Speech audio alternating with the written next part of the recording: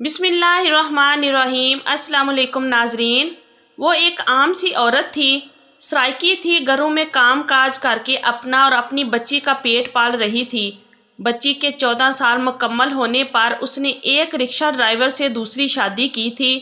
اس کے سامنے جب کہا جاتا کہ مرد عورت کے حقوق اور اس کی عزت کا رکھوالا ہوتا ہے تو وہ کہنے والوں کو ہمیشہ عجیب سی نظروں سے دیکھتی، کیونکہ اس کی زندگی میں آنے والے دونوں ہی مرد ان تمام خصوصیات سے عاری تھے۔ وہ اپنے شوہر کے قتل کے جرم میں جیل میں تھی۔ پہلا شوہر نشے کا عادی تھا اور آئے دن گھر میں فساد ہوتا تھا، جس کی وجہ سے اس نے خلا لے لی تھی۔ دوسری شادی کے بعد بھی اسے وہ سکھ نصیب نہ ہو سکا جس کی وہ حقدار تھی۔ اس نے دوسری شادی جس مرد سے کی تھی وہ اس سے چھوٹا تھا۔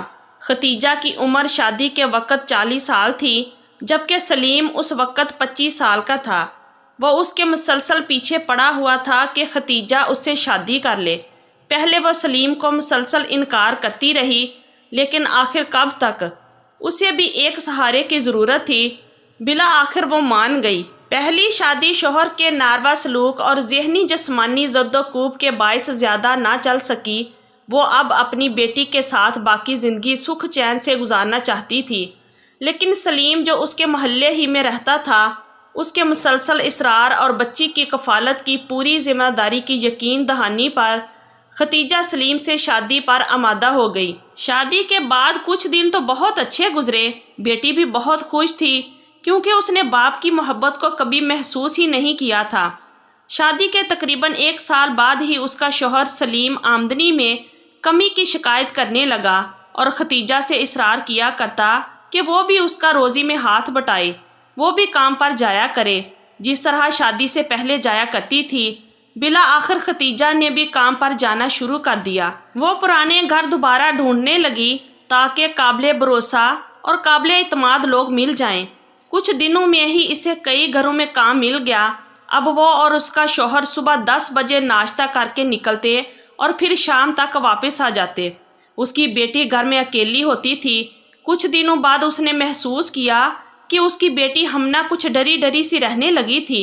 ختیجہ کے پوچھنے پر اس نے کوئی جواب نہ دیا، بلکہ الٹا اس کی پرانی یادیں تازہ کرنے لگی جب وہ دونوں اکیلی رہتی تھی۔ ختیجہ بھی اس کی ہر خواہش پوری کرتی تھی۔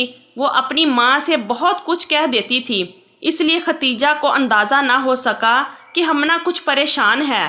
کچھ ہفتوں بعد ختیجہ کے کام والے گھروں میں سے ایک گھر میں فوتگی ہو گئی۔ وہ بہاولپور کے رہنے والے تھے۔ مرحوم کی آخری خواہش کے مطابق وہ سب گھر والے میت لے کر پنجاب چلے گئے۔ ختیجہ کی اب جلدی چھٹی ہونے لگی۔ پہلا دن تھا۔ وہ جب جلدی پہنچی تو سلیم کو دروازے پر پایا۔ اس کے پوچھنے پر سلیم نے بتایا کہ وہ اپنا بٹوا گھر بھول گیا تھا۔ اس کے بعد وہ گھر میں داخل ہوئی۔ اس کی بیٹی ہمنہ کمرے کا دروازہ بند کیے اندر بیٹھی تھی۔ اس نے دروازہ بجایا تو ہمنہ نے ڈری ہوئی آواز میں پوچھا، کون ہے؟ ختیجہ نے کہا، بیٹی دروازہ کھولو۔ ہمنہ نے جلدی جلدی دروازہ کھولا اور اس کے گلے لگ کے رونے لگی۔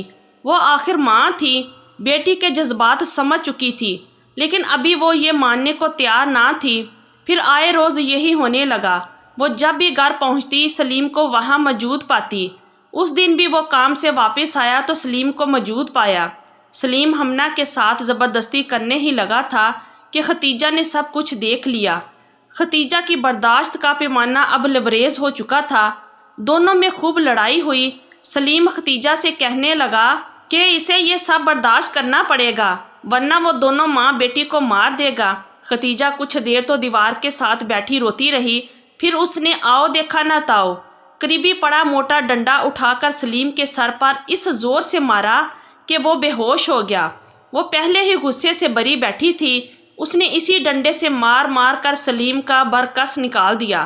سلیم مر چکا تھا۔ اب لاش کو چھپانے کا مرحلہ آیا۔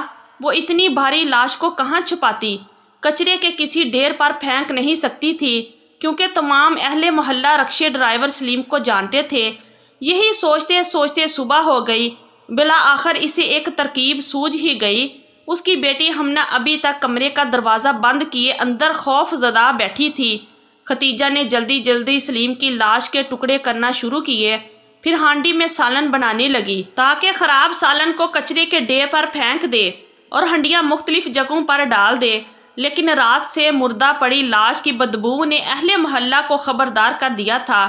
آئے روز اس کے ہاں سے ویسے بھی لڑائی جھگڑے کی آوازیں آتی تھیں۔ اہل محلہ نے پولیس کو اطلاع دی اور ختیجہ موقع واردات سے پکڑی گئی۔ جیل میں ختیجہ کی وومن اینڈ ٹرسٹ کی جانب سے کونسلنگ کی گئی۔ اس کا جرم یہ تھا کہ اس نے مجرم کو خود اپنے ہاتھوں سے موت کی سزا دی تھی، جو کہ تعزیرات پاکستان کے تحت جرم تھا۔ اس کو جرم کی سنگینی کا احساس تھا۔ اس کی بیٹی بالکل اکیلی تھی۔ ویٹ کی جانب سے ہمنا کو اس کے عزیزوں کے قریب رکھا گیا تاکہ وہ اپنے آپ کو اکیلا محسوس نہ کرے۔ تو یہ تھی آج کی ہماری ویڈیو۔ اگر آپ لوگوں کو اچھی لگی ہے تو پلیز ویڈیو کو لائک کیجئے اور ہمارے چینل کو بھی سبسکرائب کیجئے اور کمنٹ باکس میں اپنی رائے کا اظہار ضرور کیجئے۔ شکریہ۔ اللہ حافظ۔